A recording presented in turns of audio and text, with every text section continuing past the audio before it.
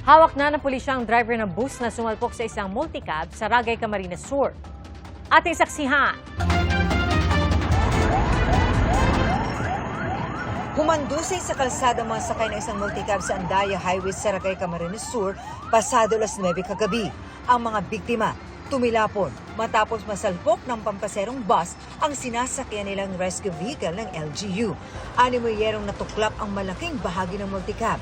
Ayon sa pulisya, patungong Bicol ang bus na masalpok nito ang kasalubong ng multicab. Initial investigation po na lumalabas is may iniwasan po itong bus na nakain niya po yung linya na kung saan po tumatakbo yung multicab na hagip po yung buntot nung multicab.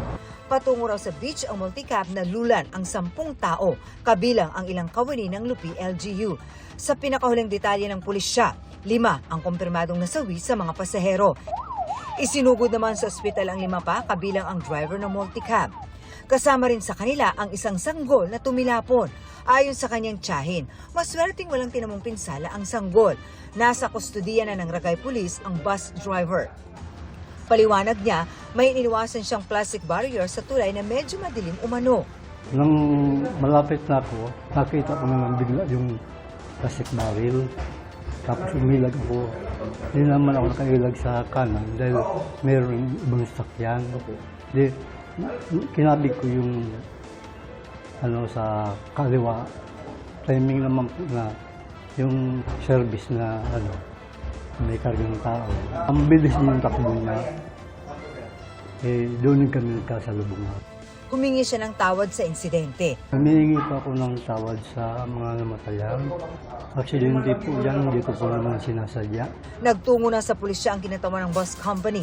Nagpaabot sila ng pakikiramay at nangako rin ng tulong sa mga biktima. Hindi rin po namin ito kagustuhan na itong nangyari aksidente. Kaya nandito po ako para tulungan po yung mga nasugatan, yung mga nasa hospital po, at yung mga namatay po.